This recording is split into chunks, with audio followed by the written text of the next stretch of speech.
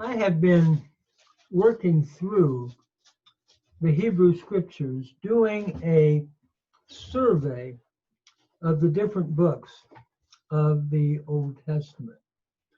Presently, we are working in the book of Song of Songs.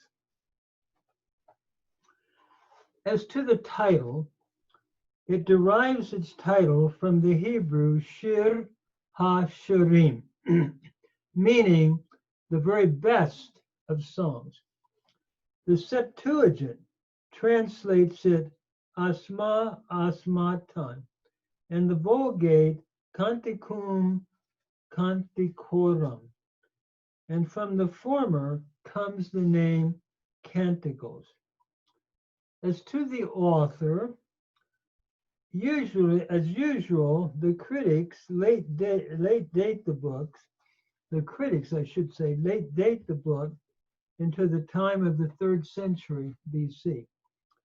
The basic support presented for this position concerns the consideration of the two words, one a Persian and the other a Greek word.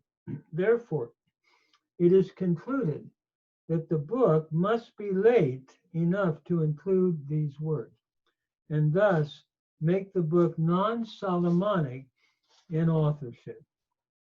Such a conclusion, however, I believe is not necessarily valid, since Solomon's commerce and trade no doubt account for the acquaintance with such words. It is best then, I believe, to recognize the Solomonic authorship of the book. The book claims to be from Solomon. It reflects a period of time before the division of the kingdom, and furthermore, the author shows a wide knowledge of animals and exotic plants and evidences a royal luxury, all of which agree with the description of Solomon's time. It is also very interesting to read the comparison of the bridegroom with a company of horses in Pharaoh's chariots in chapter 1, verse 9, since Solomon introduced horses from Egypt. And again, 1 Kings 10:28. As to the date of the book, the date of the composition then would be somewhere around 965 BC. It is a magnificent literary gem that was sung at Passover and in the springtime. In terms of its historical background, before understanding it, though, one must consider the various approaches to the book. It must be admitted that the interpretation of the Song of Solomon is one in which there is no consistent agreement among Old Testament scholars. Concerning this, Schultz writes as follows: there are numerous interpretations of this poetic composition. The allegorical view of Jews and Christians, the dramatic theory, the wedding cycle theory, the Adonis Tammuz literature theory, and other views have had advocates all down through the centuries. Within those various suggestions, there are two possibilities of either a 2-character or a 3-character point of view. At present, to myself, the 3-character approach seems best to fit the background of the book. With this view, the Amplified Old Testament gives the following suggestion concerning the background. It is believed that Solomon, realizing his worldliness, was leading the people away from God and sought to make amends by warning them through this story. Those faithful to God are identified with the Shulamite. those not trace, and that would be being true to her unseen lover. While most of the people, like the women of the harem, are absorbed with the splendor of the earthly king, only Solomon could have dared to thus picture himself, if we take this viewpoint, as a spiritual detriment to his people. Let me just say this. Some believe, and many believe, it's simply a series of love poems put together on a wedding night discussing the idea of love. The book then was written, if we take the three character approach, to set forth the faithfulness and purity of both human and divine love. On the human picture, the book gives a beautiful picture of the sacredness and purity of human love, especially the joys of wedded life and wedded love. Occupation with one's lover is the basis of fidelity and purity in human love. On the spiritual and divine side of the story, it could be a picture of the Lord's love for Israel, as well as the love of the godly remnant of Israel for the Lord. This is the primary application of the purpose. Then in the secondary application, the book beautifully sets forth Christ and his love for the church and the true church's devotion to Christ. Many of the early church fathers took this point of view. In terms of the argument, then, taking the approach of the three character viewpoint, I would like to just summarize the argument from that viewpoint. Naturally, if one takes it as a series of poems about human love and the wedding and so forth, bringing that about, then one would have a whole different approach. But I thought I would like to suggest for thought the three character approach. And so, the theme of the book of the Song of Songs with this approach is the fidelity and sanctity of genuine love. In the first scene, a Shulamite maiden is first seen in the royal court of the king Solomon in chapter 1 to 2:7. Words are exchanged between her and the court ladies, and her background is then learned in verses 1 to 8 of chapter 1. She is dark from having to keep the vineyards of her mother's children. The sun had burned her. Suddenly, following this point of view, Solomon enters and speaks his admiration concerning her in chapter 1, verses 4 to 10. The ladies of the court then encourage his words in verse 11. The maiden, however, thinks in her mind of her shepherd lover and thinks deeply of him in 1:12 to 14. Solomon, though, continues his appeal in 1:15, and amidst the repeated reference of the Shulamite concerning her absent lover. And this takes us from 1:16 to 2:7, where she keeps thinking of her absent lover.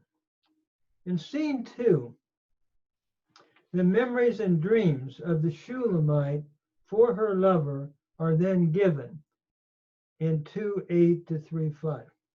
Her pleasant memories are beautifully spoken in chapter 2:8 to 17, followed by a dream concerning her lover in 3:1 to 5. She dreams of her lover's visiting and coming to her mother's home. The third scene then follows in chapter 3, verse 6 through chapter 4, verse 7. Solomon has been gone from Jerusalem for a while and is seen returning in 3:6. His royal pageant is described in 3:7 to 11, followed by an expression of admiration and appeal to the Shulamite concerning his feeling for her. The author then continues the drama by citing a dream of the Shulamite concerning the coming of her shepherd lover. Chapter 5, verse 2 to 6:3. In the midst of her discussion of the dream in 5:2 to 8, the court ladies ask her why her lover is more important than any other lover in 5:9. She replies with a beautiful full-length portrait of her lover seen in 5:10 to 16. He is so wonderfully described that the court ladies desire to seek him as a lover and understand her feelings for him. The Shulamite concludes the scene then with a beautiful statement of her love and devotion to her shepherd lover in 6:2 to 3. The fifth scene begins with a renewed appeal to the king for the love of the Shulamite in chapter 6, 4 to 10. As a short conversation is carried on between the Shulamite and the court ladies in 6:13, the Shulamite can only think of her shepherd lover in 6:11 to 12. The court ladies then express their agreement about the Shulamite's beauty in 7:1 to 5, and Solomon then gives a final appeal to her in chapter 7, 6 to 9. At this point in the drama, the lover is then pictured as joined to the Shulamite, and the two are seen returning to their home together in chapter 7:10 to 8:4. The reunion is a happy one, 7:10 to 8:4, and as they arrive at their home, the neighbors identify the maiden in 7:5. The lover openly proposes to her in 7:6, and she expresses her love for him in chapter 7, verse 7. Her brothers agree to support the wedding if their sister, the Shulamite, has kept herself pure in chapters 8:8 to 9. The maiden expresses her testimony of purity in 8:10 to 12 to the great pleasure of her lover in chapter 8:13. The scene closes with a final response from the Shulamite that is directed to her lover in 8:14. She says, "Make haste, my beloved, and be thou like a roe or a young hart upon the mountains of spices." And this is chapter 8, verse 14. So with that overall, can I say, summary of the flow of thought, a brief outline could be the Shulamite maiden in the royal court, chapter 1:1 to 2:7. Secondly, the memories and dreams of the Shulamite concerning her shepherd lover in 2:8 to 3:5. Then the appeal of King Solomon to the Shulamite in 3:6 to 4:7. The dream then follows of the Shulamite concerning her shepherd lover in 5:2 to 6:3, followed by the renewed appeal of the king in chapter 6:4 to 7:9, and then the reunion of the Shulamite with her lover in chapter 7, 10 to 8, 4. So if one follows this kind of a dramatic production, one then could apply it to Israel and the call for her to be faithful to the Lord, to Yahweh, as her shepherd lover, and not to give in to the appeals of other lovers. And then if it's applied in the New Testament in an allegorical way, as some have done, it would be a picture of Christ and the church and his caring and love for the church. Let me just say this, and the encouragement of the church to be faithful until their shepherd lover would return at his second coming. Again, that's one interpretation that I presented.